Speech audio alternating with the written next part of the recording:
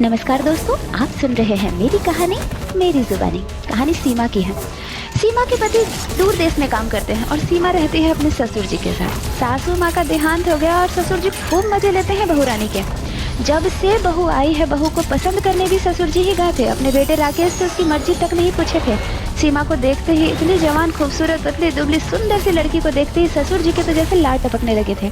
शादी मेरे बेटे की इसी लड़की से होगी, क्योंकि ससुर जी जानते थे ये लड़की विदा होकर मेरे घर आएगी और रहेगी मेरे ही साथ। बेटे को तो फिर भेज दूंगा बाहर कमाने के लिए, कभी कभी आएगा और जाएगा।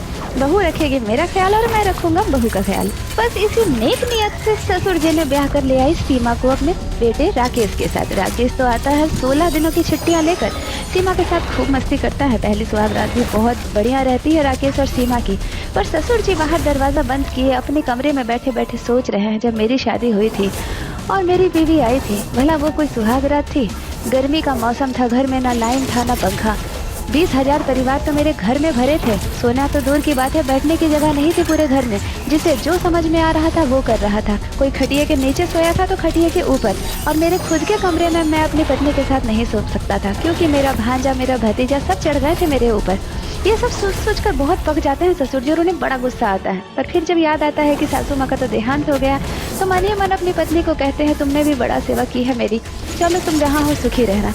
लेकिन अब मेरी सेवा करने के लिए मेरी प्यारी बहू रानी आ गई है। ससुर जी धोती और कुर्ता पहनते थे, उन्हें वही कपड़ा पसंद था, वो शर्ट पैंट नहीं पहनते थे। और सीमा जब भी धोती में अपने ससुर जी को देखती तो हंसे बिना रह नहीं सकती। खिलखिलाकर जोर जोर से हंसती, और जब वो हंसती तो उसके होठ उसके दांत ऐसे नजर आते कि ससुर जी का तो बस मन ही मचल जाता। राकेश पूरे 16 दिन की छुट्टियां लेकर आया था अपनी शादी में, और देखते देखते 12 दिन बीत जाते हैं। अब छुट्टियों के सिर्फ 4 दिन ही रहते हैं, इसलिए राकेश अब उदास रहने लगा है। एक बार उदास होकर बाहर खटिया पे चुपचाप राकेश बैठा था माथे पर हाथ रखकर। उसका मन ये था कि मैं शहर जा रहा हूँ तो सीमा को अपने साथ ले जाऊँ, क्योंकि सीमा मन ही मन अंदर ही अंदर राकेश को एक हफ्ते से पटा रही थी कि प्लीज आप जा रहे हैं देश तो मुझे भी लेकर जाइए। मैं यहाँ गाँव में अकेले ससुर जी के साथ क्या करूँगी, मेरा मन नहीं लगेगा। राकेश का भी मन यही था कि अपनी पत्नी को अपने साथ शहर लेकर जाए, लेकिन पिताजी से ऑर्डर कौन ले। चुपचाप अकेले माथे पे हाथ रखकर बैठा राकेश को देखते हैं जब ससुर जी, तो वो सीधे जाकर अपने बेटे के बगल में बैठ जाते हैं। अरे बेटा, उदास क्यों हो, माथे पे हाथ क्यों रखे हो? अब तो तुम्हारी जिंदगी में कोई तकलीफ नहीं है। तुम कब से कह रहे थे बाबूजी मेरी शादी करवा दीजिए, और लो तुम्हारी शादी मैंने इतनी अच्छी सुंदर पढ़ी लिखी लड़की देखकर करवा दी। भला अब क्या तकलीफ है तुम्हें? राकेश कहता है, बाबूजी मैं क्या बताऊं, मेरा मन भी कर रहा है और सीमा का भी मन कर रहा है कि वो मेरे साथ शहर को चले। बाबूजी ये सुनते हैं तो बड़ा गुस्सा हो जाते हैं, कहते हैं ये क्या कह रहे हो, और मैं बुढ़ापे में अकेले रहूंगा क्या? मेरी बेटियों की तो मैंने शादी कर दी और वो विदा हो गई। तू मेरा एकमात्र बेटा है। अब तेरी पत्नी का ये कर्तव्य है कि अपने सास ससुर की सेवा करे। तेरी माँ जिंदा होती तो मैं कभी भी बहू को यहाँ नहीं रहने को कहता, लेकिन अब वो जिंदा नहीं है तो उसे ही रहकर मेरी सेवा करनी पड़ेगी।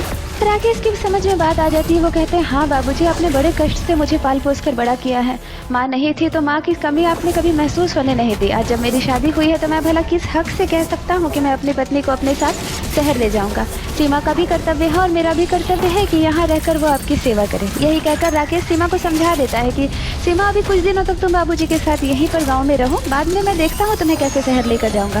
सीमा एक पढ़ी लिखी समझदार लड़की है और उसे अपने पति की बात समझ में आ जाती है। वो मुस्कुराकर कहती है, ठीक है, आप निश्चिंत होकर शहर जाइए, वहाँ मन लगाकर काम कीजिए, मैं यहाँ बाबूजी का पूरा ख्याल रखूंगी।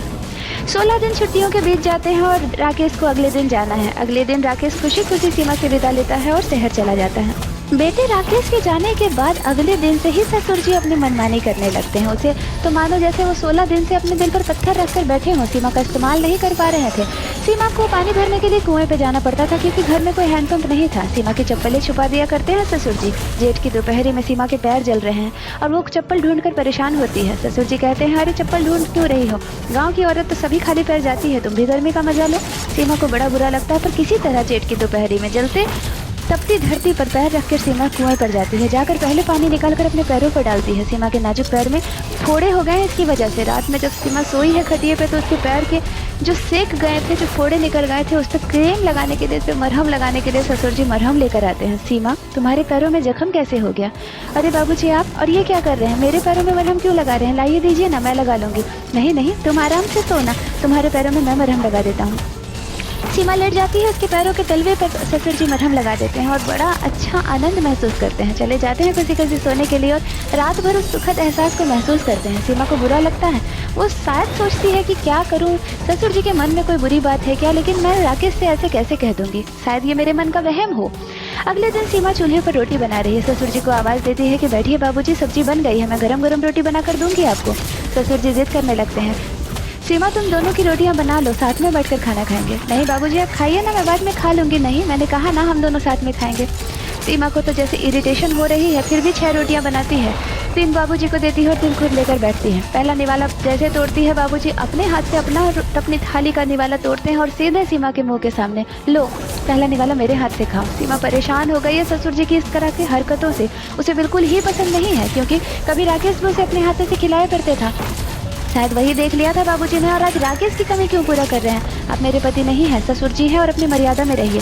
लेकिन इस सारे के शब्द सीमा मुंह से कहे तो कहे कैसे कहे, अपनी बहू होने की मर्यादा को कैसे तोड़ दें। सीमा चुपचाप से रह जाती है, सिसकती है। रात में अपने पति को बहुत याद करती है। जब राकेश का फ़ोन आता है तो सीमा कहती है, मुझे कब लेकर जाओगे। राकेश कहता है, मैं क्या करूँ, बाबूजी को अकेला कैसे छोड़ दूँ। सीमा कहती है, नहीं मुझे अब नहीं रहना है यहाँ, अगर तुम्हें बाबूजी को अकेला नहीं छोड़ना है तो मुझे गाँव भेज दो, मैं अपने माँ बाप के पास चली जाऊँगी, पर यहाँ नहीं रहूँगी। जब ससुर जी ये बात सुनते हैं तो घबरा कर सीमा के पास आते हैं।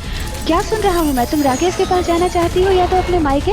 सीमा कहती है, बस ससुर जी अब बस भी कीजिए, अब और नहीं सहा जाता मुझे, आप मुझे बहुत ज़्यादा परेशान कर रहे हैं। आप मेरे पति नहीं है, ससुर है, इस बात को कभी मत भूलिएगा और अपनी मर्यादा में रहिएगा। मैं देख रही हूँ जिस दिन से ब्याह कर आई हूँ इस घर में, परेशान करके रखा है आपकी हरकतों ने मुझे।